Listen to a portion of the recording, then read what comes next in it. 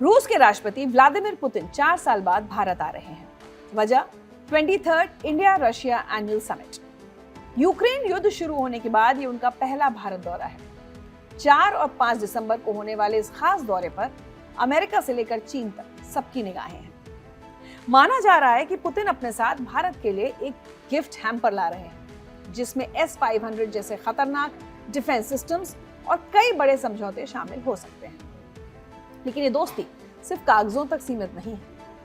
आपको याद होगा, पिछली बार जब ये दोनों नेता मिले थे, यानी पुतिन और मोदी, तब एक तस्वीर ने पूरी दुनिया को चौंका दिया था। हाल ही में चीन में हुए SCO समिट के बाद भारत और रूस की बायलैटरल मीटिंग होनी थी, तो पुतिन ने होटल तक के लिए पीएम मोदी को अपनी लिमोजीन में लिफ्ट दी थी। करीब 1 घंटे के सफर में दोनों के बीच काफी बातचीत हुई। ये सिर्फ एक सफर नहीं था, बल्कि दुनिया को दिखाने का तरीका था कि भारत और रूस की दोस्ती कितनी गहरी है। लेकिन इस सफर में जिस गाड़ी का इस्तेमाल हुआ वो कोई मामूली कार नहीं थी। उस गाड़ी का नाम है ऑरस सेनेट, जिसे रूस का रोल्स रॉयस कहा जाता है।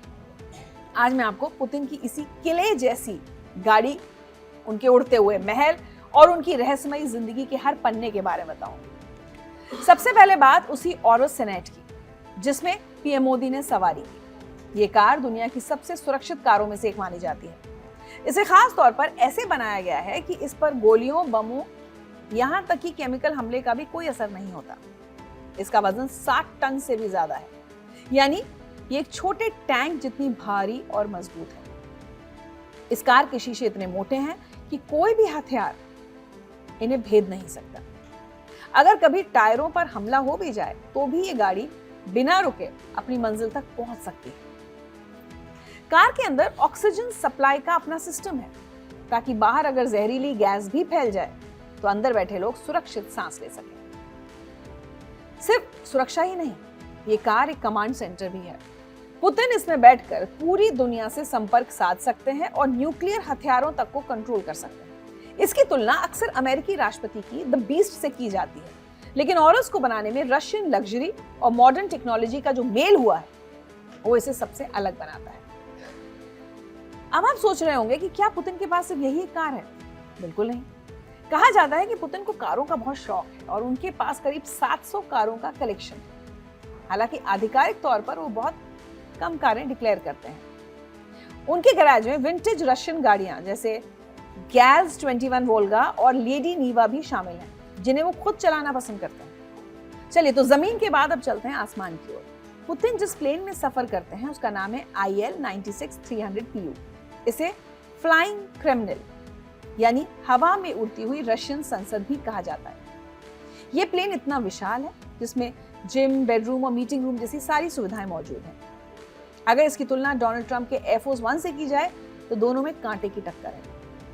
ट्रंप का प्लेन जहां अपनी रफ्तार और मेडिकल सुविधाओं के लिए जाना जाता है, वहीं पुतिन का प्लेन अपनी स्टेल्थ कोटिंग के लिए मशहूर है।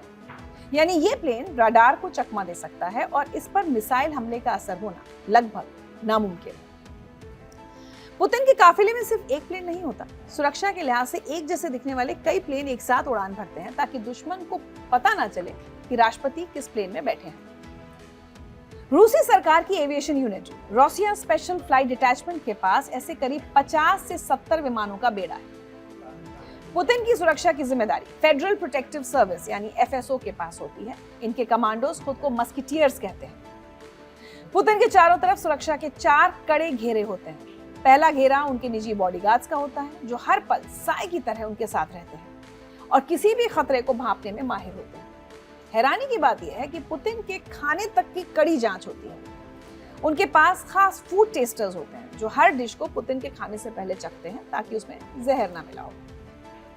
जब पुतिन विदेश जाते हैं तो उनकी सुरक्षा टीम हफ्तों पहले वहां पहुंचकर हर चीज की जांच करती है। यहाँ तक कि उनके बाथरूम का सामान भी रूस से ही आता है। अब बात करते हैं पुतिन की उस खासियत की जो उन्हें दुनिया के बाकी नेताओं से एकदम अलग बनाती है, उनकी फिटनेस। 70 साल से ज्यादा उम्र होने के बावजूद वो किसी नौजवान को भी टक्कर दे सकते हैं। उनका डेली रूटीन बहुत अलग है। बताया जाता है कि वो देर रात तक काम करते हैं और सुबह देर से सोकर उठते हैं। ब्रंच के बाद वो करीब 2 घंटे स्विमिंग करते हैं और जिम में पसीना बहाते हैं। जूडो में वो ब्लैक बेल्ट रह चुके हैं और आइस हॉकी खेलना उन्हें बहुत पसंद है। सिर्फ जिम ही नहीं, पुतिन अक्सर खुद को जोखिम में डालकर अपने सैनिकों का हौसला बढ़ाते हुए भी नजर आते हैं। कभी वो फाइटर जेट उड़ाते दिखते हैं तो कभी पनडुब्बी में बैठकर समुद्र की गहराई नापते हैं। आपने उन्हें साइबेरिया के जंगलों में शर्टलेस होकर शिकार करते या घुड़सवारी करते भी देखा होगा। ये उनका तरीका है अपनी सेना को संदेश देने का कि उनका नेता उनके साथ हर मोर्चे पर खड़ा है। अब बात करते हैं इस सवाल की कि पुतिन कितने अमीर हैं। आधिकारिक तौर पर या कागजों में कहें तो उनकी संपत्ति बहुत कम है, बस एक छोटा अपार्टमेंट और कुछ कारें। लेकिन कई एक्सपर्ट्स और क्रिटिक्स जैसे बिल ब्राउडर का दावा है कि वो दुनिया के सबसे अमीर शख्स एलन मस्क से भी ज्यादा अमीर है और उनकी संपत्ति $200 बिलियन से भी ऊपर है। पुतिन की निजी जिंदगी भी हमेशा एक रहस्य बनी रहती है। उनका तलाक हो चुका है, लेकिन मीडिया में अक्सर उनका नाम पूर्व जिम्नास्ट अलीना काबाएवा के साथ जोड़ा जाता है। कहा जाता है कि वो पुतिन की पार्टनर है। हालांकि पुतिन ने कभी सार्वजनिक तौर पर इन बातों को कबूल नहीं किया है। वो अपने परिवार को हमेशा लाइमलाइट से दूर ही रखते हैं। देखा जाए तो व्लादिमीर पुतिन की जिंदगी किसी थ्रिलर फिल्म की कहानी से कम नहीं है। एक तरफ वो दुनिया के सबसे ताकतवर नेताओं में से एक हैं, जो परमाणु सूटकेस पास रखते हैं, तो दूसरी तरफ वो एक ऐसे दोस्त भी हैं जो अपने मेहमान को खुद गाड़ी चलाकर छोड़ने जाते हैं। कभी वो जिम में पसीना बहाते हैं तो कभी सैनिकों के साथ जंग के मैदान में खड़े दिखते हैं। शायद यही वो अंदाज है जो उन्हें दुनिया के बाकी नेताओं से अलग बनाता है। शक्ति प्रदर्शन हो या दोस्ती निभाना, पुतिन हर काम अपने ही स्टाइल में करते हैं।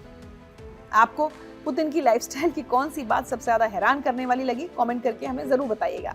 और हम अब इस बात पर नजर रखेंगे कि पुतिन का भारत दौरा दोनों देशों के रिश्तों में क्या नया आयाम जोड़ने वाला है।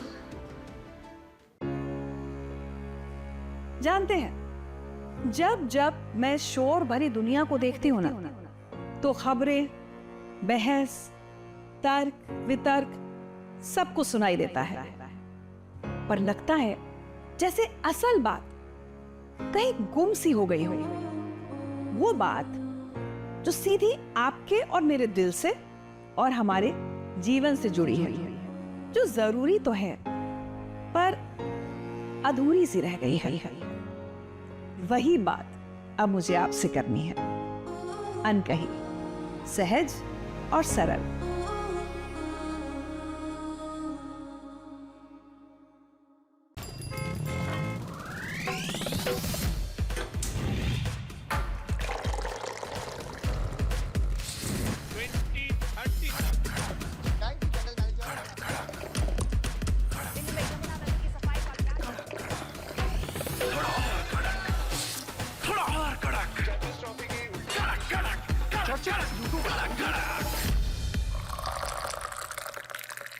ये कड़क है।